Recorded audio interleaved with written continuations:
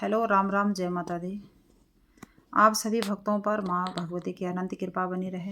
आज मैं 3-4 दिन बाद आज वीडियो में आ रही हूँ। कल मेरे को किसी का मैसेज आया था कि आप वीडियो नहीं डाल रहे हैं, तो कुछ काम की वजह से हो जाता है कि कभी वीडियो नहीं बना पाते हैं। कोशिश रोज़ की रहती है, लेकिन कुछ कारणवश वीडियो नहीं बनाई जाती है और टाइम भी नहीं लगता है, इसलिए वीडियो में नहीं आई मैं। दुर्गा दुर्गा वर दे हमको, दिन रात रटो मन से तुमको, दिन रात रहूं नयनों में तेरे, पद भागते रहे मम ध्यान मेरे। जिन भक्तों पर माँ भगवती और भगवान जी और प्रभु की कृपा बनी रहे, उन्हें किसी भी चीज़ से परेशान होने की कोई आवश्यकता नहीं है। मैं आप लोगों को एक बात बताती हूँ कि अगर हमारे बीच में कोई भी बात होती है तो भगवान उसे पहले ही तय कर लेते हैं। हम परेशान ज़रूर होते हैं, लेकिन हमें उस परेशानी का हल भी भगवान अवश्य देते हैं। भगवान कहीं ना कहीं हमारे लिए रास्ता ढूंढ देते हैं। तो हम कुछ बातों को लेकर के परेशान हो जाते हैं, लेकिन परेशान नहीं होना है। अगर भगवान हमारे लिए कुछ करते हैं तो वो भी सोच समझ के करते हैं। तो मैं तुम्हें एक बात बताऊं। एक गांव में एक राजा था। वो बहुत ही धनवान था और बुद्धिमान था। एक दिन क्या हुआ कि उसने अपने मंत्री को बोला कि मंत्री, चलो जंगल की ओर शिकार खेलने के लिए चलते हैं। राजा जंगल की ओर गया और अचानक ही उसका अंगूठा कट जाता है। जब राजा का अंगूठा कटा तो राजा बहुत विलाप करने लगा, कराहता हुआ बोलने लगा, मंत्री मेरा अंगूठा कट गया। उसे बहुत पीड़ा हो रही थी। मंत्री ने राजा को बोल दिया कि जो हुआ अच्छा हुआ। राजा ने जैसे ही मंत्री की बात सुनी तो राजा बहुत क्रोधित हुआ और गुस्से में आकर बोला, मंत्री तूने मेरे लिए ऐसा क्यों बोला। मंत्री चुपचाप खड़ा रहा।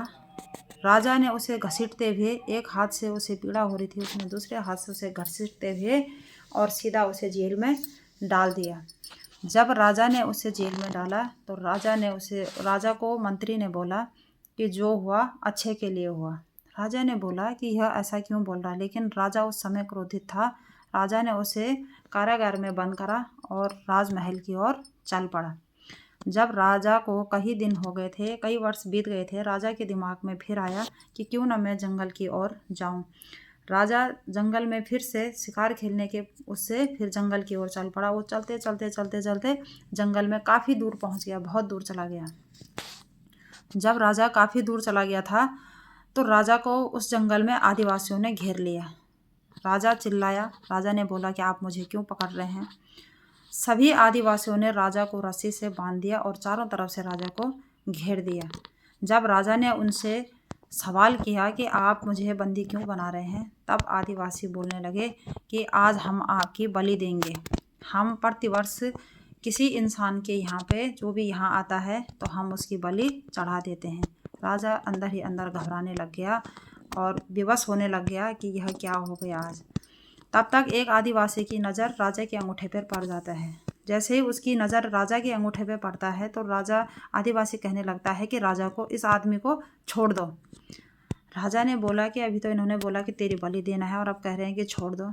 राजा अंदर ही अंदर खुश भी हो रहा था ऐसे बात सुनकर, लेकिन उसने फिर भी घबराते हुए बोल दिया कि अभी तो आपने बोला कि आपकी बलि दी जाएगी, लेकिन आप मुझे अब छोड़ क्यों रहे हैं। तब आदिवासी ने कहा कि हम तुझे बलि पे ज़रूर उतार देते, हम तेरी बलि ज़रूर देते, लेकिन तेरा एक अंग विक्षीण है, तेरा एक अंग नहीं है। अंगहीन की बलि हम यहाँ पर नहीं देते हैं। राजा बहुत खुश हुआ और अंदर ही अंदर मंत्री को याद करने लग गया। जब आदिवासियों ने राजा को छोड़ा, वह मंत्री के पास गया और मंत्री को गले लगाकर कारागार से बाहर निकाल दिया। तब राजा ने मंत्री से पूछा कि मंत्री, चलो मेरा अंगूठा कटा था तो आपने ऐसे बोला, जब मैंने आपको कारागार में बंद करा तो आपने ऐसा क्यों बोला कि जो होता है अच्छे के लिए होता है। तब मंत्री ने राजा को कहा कि महाराज, आप और मैं फिर दोबारा जंगल में जाते, आपका अंगूठा कटा हुआ था, आपको छोड़ देते, लेकिन मेरी बलि वो ज़रूर चढ़ा देते। इसलिए मैंने कहा कि जो होता है अच्छे के लिए होता है, जो हुआ बढ़िया हुआ। राजा मंत्री को लेकर राजमहल की ओर गया और उसे क्षमा मांगने लग गया कि कभी भी क्रोध में आकर मुझे ऐसा नहीं करना चाहिए था। इसलिए मैं कहती हूँ कि अगर हम कभी गलत रास्ते पे चल रहे हैं या हमारे साथ में कोई गलत योजना बना रहा है, अगर हमारे बारे में कोई गलत सोच रहा है, अगर हम उनसे अलग हो रहे हैं, तो इसमें भी भगवान की कोई ना कोई योजना होती है। भगवान हमें गलत रास्ते से हमेशा बचाते हैं और इसीलिए हमें कुछ दिन के लिए दुख भोगना पड़ता है, दुख का कारण उठाना पड़ता है, लेकिन उससे आप घबराइएगा मत। उससे भगवान कहते हैं कि आप चिंतित मत होइए, आप अपने कार्य में संलग्न रहिए। भगवान हमेशा साथ उसी का देते हैं जो अपने प्रति निष्ठावान होता है और अपने बातों से बिल्कुल लगनशील रहता है। दुनिया का काम होता है, कभी इधर बोलना कभी उधर बोलना, तो ऐसा चलता रहता है, लेकिन अपने मन से किसी के भी प्रति कोई दुष्भावना नहीं रखिए। देखिए उस राजा की बात को देखिए, उसने बोला, उसे गुस्सा आया था, लेकिन भगवान ने पहले ही योजना बना दी थी कि ना राजा मरे और ना मंत्री मरे, ना राजा परेशान हुए और ना ही मंत्री परेशान हुए। कहीं ना कहीं उनके कर्मों का फल था कि दोनों सही सलामत रहे। तो राम राम, जय माता दी।